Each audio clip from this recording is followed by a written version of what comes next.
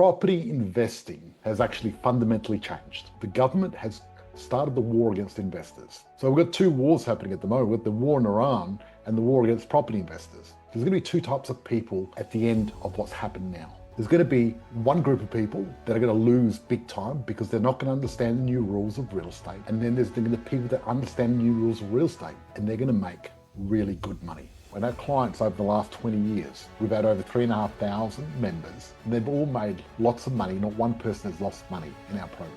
Now, with the new government changes, things are going to be very different. Our program and what we're doing, because of the fundamentals, is actually going to be even more powerful. The difference between what we can do and what the average investor can do now with the wrong strategy is huge. Okay, hello, this is George Markoski coming to you live with the Positive Property Show, and welcome. The war on property investors has begun. Let's break this down and show you what's happening. But just to let you know, property investing has actually fundamentally changed. It's never going to be the same again. There's one of those key moments which is so important because there's going to be two types of people at the end of what's happened now, recently from the budget, the 12th of May. There's going to be one group of people that are going to lose big time because they're not going to understand the new rules of real estate and they're going to miss out. And then there's going to be people that understand the new rules of real estate and they're going to make really good money. And it's your choice what you're going to do. Are you going to get educated and become a successful investor, or are you going to miss out? Because the government has started the war against investors and they've really changed the landscape considerably. Let's go through this and show you what's happening. And also later on tonight, Adam's going to join me and we're going to be talking about property, building, and what's been happening. So what happens next? Jim Chalmers and Albo have started the war on, I was about to say war of terror, but it's actually the war on property investors. The state of the nation. This is what's happening at the moment. So Jim Chalmers, he's been accused of favouring foreign multinationals over mum and dad investors. So basically, foreign investors are going to get to keep their 50% tax break on certain investments, but Australians are not going to be able to do that. Isn't that lovely? So 47% of voters are dissatisfied with the federal budget. I'm curious, type in the chat, are you happy, put a thumbs up, or are you sad and put a thumbs down? I'm very curious. 18% satisfied, 45% say budget decreased their trust in government. And the trust in government has been going down quite a bit. 61% expect further tax changes before the election. Voters increasingly expect more tax changes before the election. 61% believe further policy changes are still coming. Investors fear the war on property owners is just beginning and it's going to escalate. So we've got two wars happening at the moment. We've got the war in Iran and the war against property investors. And the fact of it is, the government are too gutless to actually do a war on big business that takes billions of dollars profits out of Australia, tax-free or minimal tax. And instead, what they want to do is they want to punish the average Australian who's actually trying to get ahead. But not only that, the fact of it is, people in Australia that are working hard at investing, right? Instead of this tall poppy syndrome and attacking them and saying they're the problem, think about this, right? You work all your life, you pay taxes, and then you get the pension. And people that are investing, they're not going to get the pension. So they're less of a burden to society. We need more people like this because we're not going to be able to fund retirement for everyone, right? That's the fact of it. So what I suggest everyone does is get off their tall poppy syndrome seat and start supporting Australians that are trying to get ahead. We really got to get rid of this mentality and really do that. So the housing court is 97,400 homes behind in the last 18 months. Housing construction is already falling well behind target. So the target was 1.2 million and we're tracking for 97,000 homes behind schedule just after 18 months. Now, the CBA forecasts only 885,000 homes delivered by 28-29.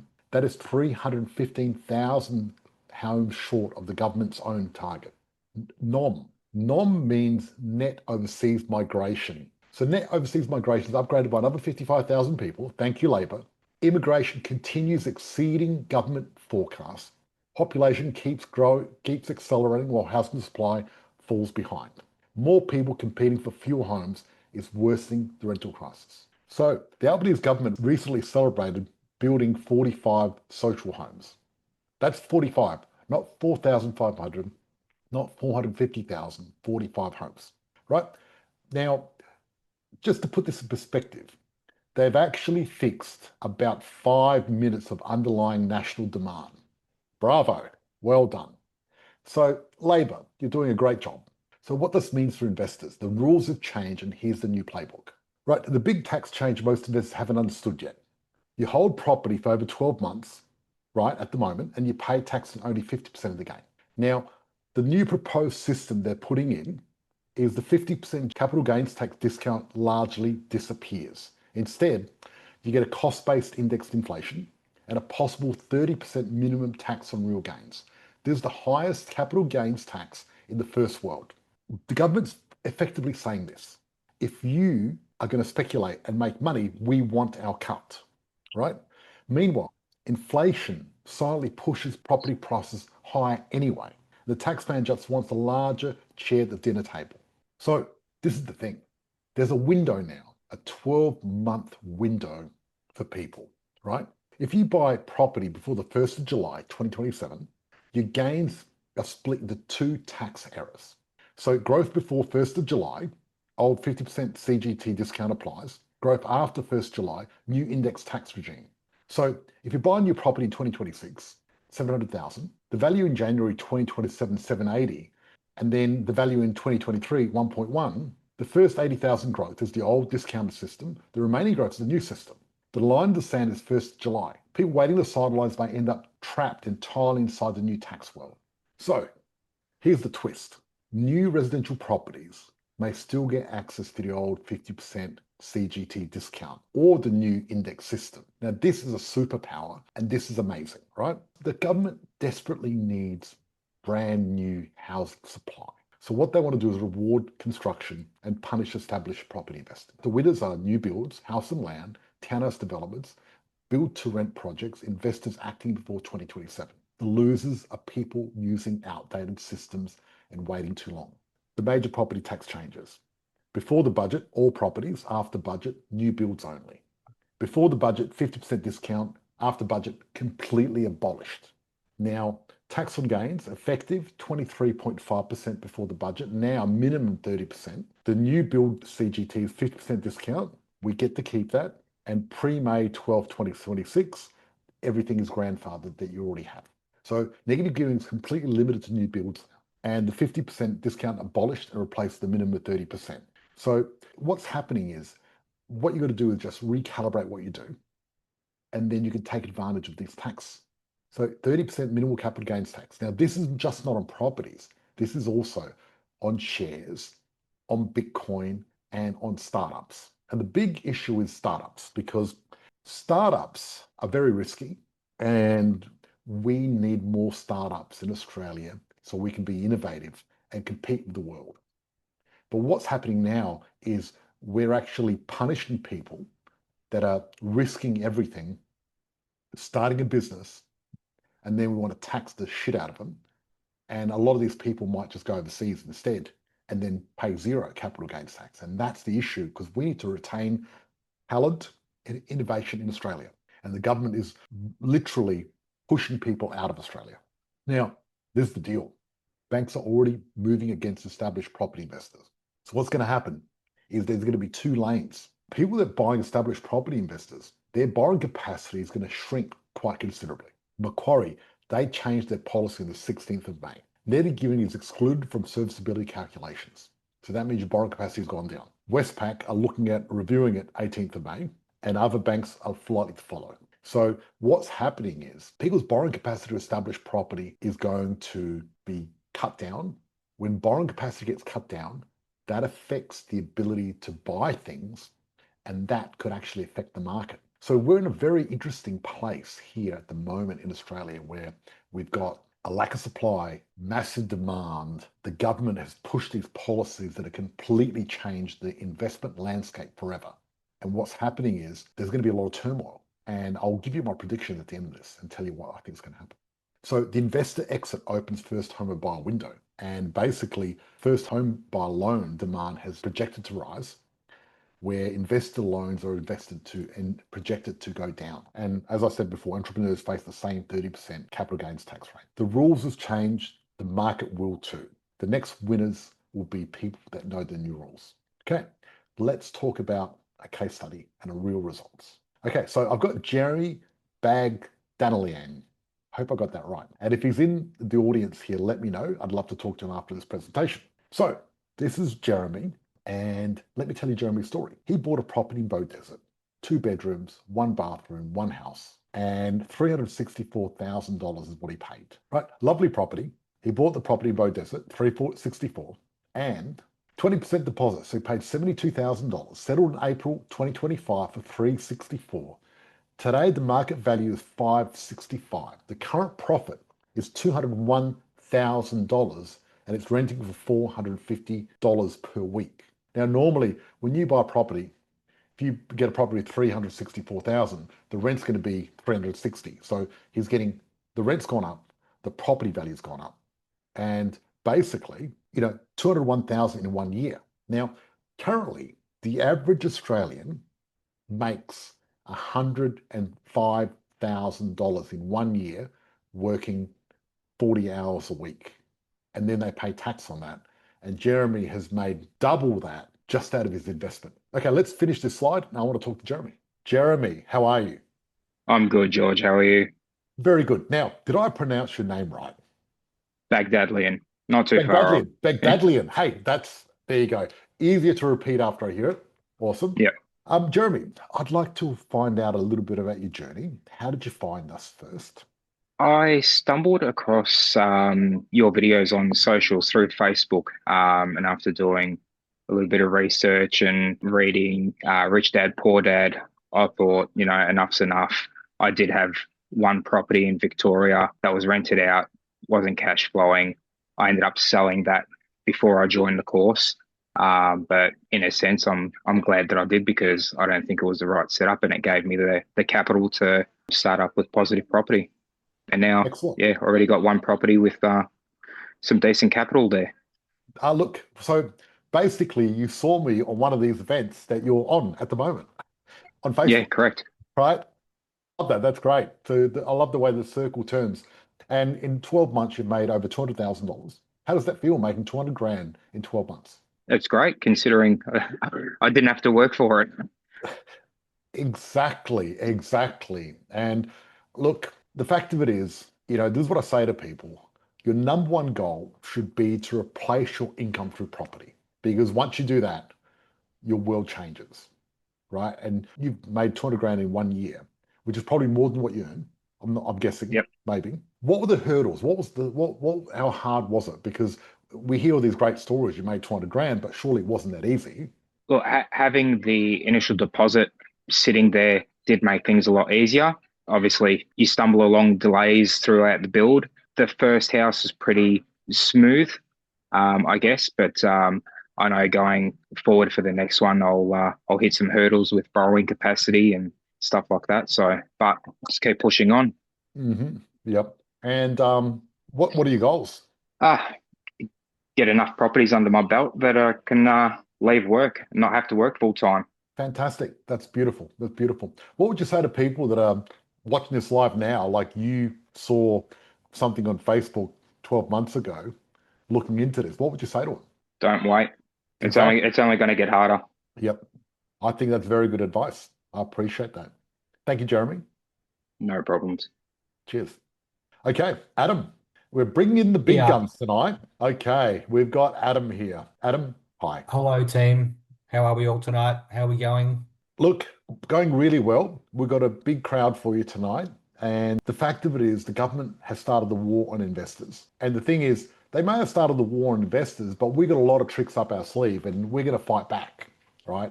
And the fact of it is, whenever there's crisis, there's opportunity. And I want to talk about a little bit about what's happening at the moment with new houses and old houses and what's happening. The market, at the moment, we've got a two-speed property market where Adelaide, Brisbane, and Perth are growing really fast, and Melbourne and Sydney have stalled. And basically, what that means is Adelaide, Perth, and Brisbane are in the 7, 8 o'clock market, 9 o'clock. Where Brisbane, where Melbourne and Sydney, they're more than 1, 2, 3 o'clock in the morning, right? Yes. But there are some suburbs that are right down to 6 or 7 in those cities as well, which are really good. But I think there's going to be another bifurcation of the property market coming in very soon. And the bifurcation is where they split. And new properties and used properties are going to actually part ways. And they have since the 12th of May. Now, as we know, here as a group, we prefer new properties because we get the maximum tax deductions. And by investing in new properties, we get an advantage. We get an advantage with negative gearing. Appreciation. Yeah, exactly. Appreciation without having to work to fix things. There's no maintenance. There's a lot of Repair. there's the value stacks up.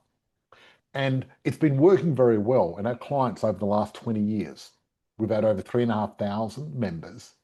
And they've all made lots of money. Not one person has lost money in our program. Now, with the new government changes, things are going to be very different. And our program and what we're doing, because of the fundamentals, is actually going to be even more powerful.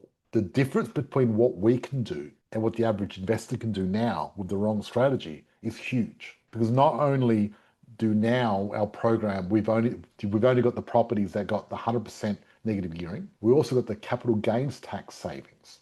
That's a big game changer, because I was doing the numbers before, and on $800,000 property, right? If you've got a property that's been owned for one day, 800,000, and then one that's brand new through us, over a 5-year period, there's a $300,000 difference in what you'll have in your pocket out of those two properties if they grew the same.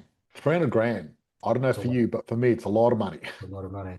But I Right? think we're also going to get a lot of investors playing in our pool now. So I've got a few mates of mine who liked the old second-hand property market, but Yep, I've yep.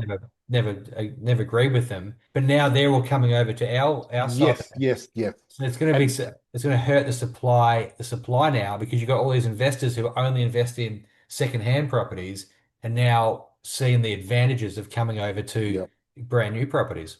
yep. Yeah, so anyway, so like what I was saying, I think a lot more people are going to start playing in the new field of new properties, which is going to do two things: supply and demand, and push prices up again. Yes, yes. And look, this is the issue. We got one, inflation, right? We've got massive inflation. It's already put property prices up.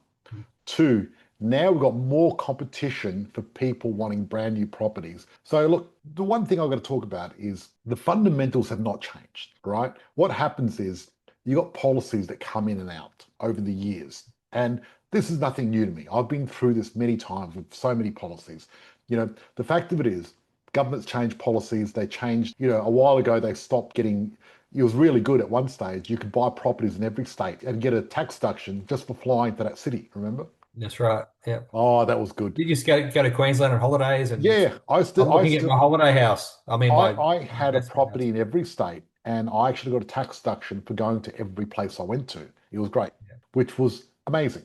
Then they cut that out. Then what they did, they reduced tax deductions on old second-hand properties, and now you got no tax deduction on used properties at all. It's finished. So literally, what this means and what people have to understand is our strategy is so much more powerful, because I get a lot of people ask me about NDIS and Mm. multiple homes and what do you call it? What do you call those? Multiple Dual, living, yeah, dual. What are they called? The dual things? dual key or dual lock. Yeah, Yeah, yeah, dual dual lock. key. And what I say to people is this, right? The Rooming problem with houses. these Yeah. is the only people that want to buy these are investors, right? Because you're not going to buy one to live in, are you? A No. rooming house or a dual key A or four bedroom NDIS with or four en NDIS. suites. Yeah, yeah. No, you're not going to do that. And now the fact of it is, the key to investing is capital growth. That's how you make your money. If you buy a dual key, NDIS or rooming house, how much do you think it's going to go up with these new Well, tax changes? how much extra you're paying for it to get those three extra bathrooms and everything It's else. just it doesn't, the numbers don't work at all. Those strategies are dead, and I'm warning people, do not buy these. I've warned you people, I've warned everyone for 20 years straight now already not to bother. But now it's become dire, and literally you buy one of those, you're catching a falling knife, because the value of that property disappears as soon as you buy it, because suddenly there's no tax deductions after you finish. Very powerful. Yeah. Now, what we buy well-priced properties in the lower end of the market, and that's where all the demand is. And that demand ain't going to stop. It's never going to stop. That demand is very powerful. A lot of people are scared about the property market dropping. Do you hear people talking about 5 or 9%? Right? But there's a Like lot of 5% is experts not a saying, lot. that it might drop 5 or 9%. And this is what I'm saying. It may, but the properties that are going to drop are not going to be the properties that we're getting because these properties are too good value. There's no way. The properties are going to drop are the properties that are bad value, that aren't valuable anyway. Well, I call it the pyramid. The ones at the top, the exclusive, 1 million to $10 million houses at the top of the pyramid. They're the ones that are going to drop. The ones at the bottom, everyone can afford them. It's the affordable Yeah, housing. exactly. No, those affordable You're always going properties to that we find a get. buyer. No, you always find a buyer. You're going to be first home buyers, always ready to buy. Always. Because you, as an investor, you're not going to sell your property to an investor. Never going to happen. Therefore, you need to buy a property that someone wants to buy down the track. And that's exactly what we're doing, which is brilliant. So I think what we should do is open up the Q&A. Okay, guys, let's ask the questions. Don't care. Both sides of politics are a joke. Yep, true. Agree with that one. A Is dual that key in the same as Facebook man here? duplexes. A dual key and duplexes are different. A dual key you can't split. A duplex you can split. Yeah, split into two titles. Yeah. And the fact of it is, if you can split it into two titles, it's much better. Miles ahead. Because if you can't split it into two titles, it's really bad. Easy fix. We get taxed to the hilt, raised your rent. George, did you make the rent vesting word? I remember some older videos from 10 years ago that mentioned it. I don't Yeah. know if I made the word up. I But probably you were talking about it 10, 15 years I, ago. I was talking about because I was doing it. Yeah. Right? That's why.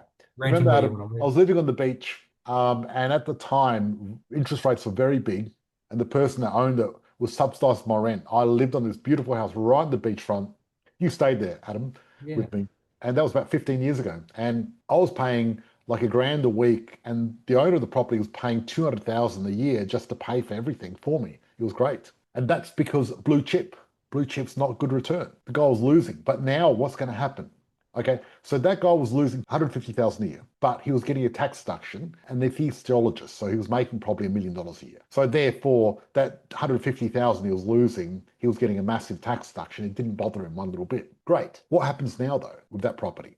You can't afford to lose 150 and get no tax deduction. Get nothing. You get nothing. That's a big change, a massive change. And that's So why all those investors are going to come, all the people who are looking at buying secondhand are now going to come over and buy new. yeah, the property market has changed fundamentally. It's going to be huge.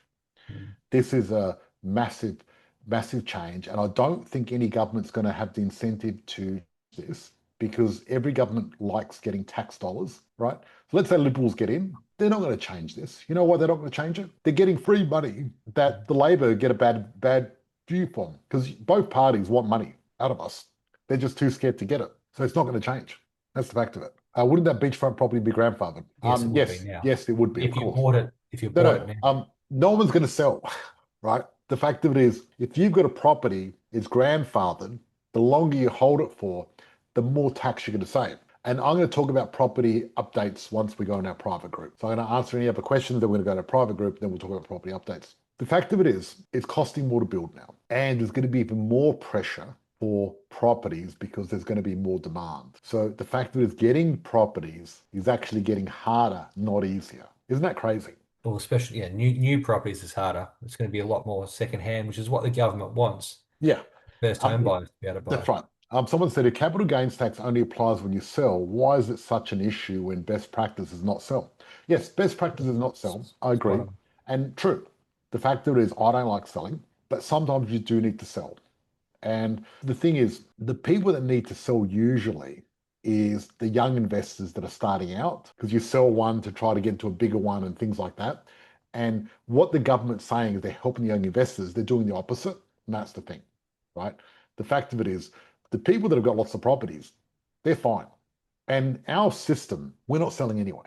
We're accumulating property and it keeps going up and it keeps going up. We don't want to sell it because why would you sell an asset if it's going up in value? And just use the equity to buy something else. Yeah. Okay, we're looking at selling our PPR to buy two investments. Our concern is the time frame on getting back into the property market down track for a PPR. Look, if your principal place of residence is going to be a second-hand property, you don't have to worry about that as much. What are the general rules? Because Craig and Tanya were saying about their PPR. I would say that properties that are secondhand are going to be actually cheaper to buy because there's less competition for them. What are your thoughts? Yeah, I agree with you. Right? That's Because the there'll fact. be less people, supply and demand, less people Yep. wanting it. It's taken all the investors out of the market for secondhand Yep. property. So if you look at that graph that I had before, loans for first home buyers and loans for investors, there's more loans for investors than first home buyers, right? Investors are the biggest people getting loans. That's going to change now. But all the CG will also apply when you pass your portfolio to your kids after they're gone. The capital gains tax, that's interesting. Good question. What do you think?